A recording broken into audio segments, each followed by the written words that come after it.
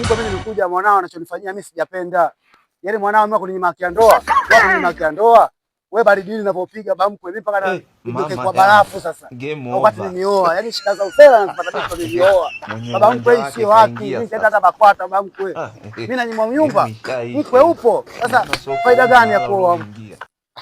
Mimi mkwe nimekuelewa kiufupi. Lakini unajua mwezi huo mimi alinipigia simu toka mwezi uliopita. Ila kwa sababu ya ukubwa wangu nikaona nisikurupuke.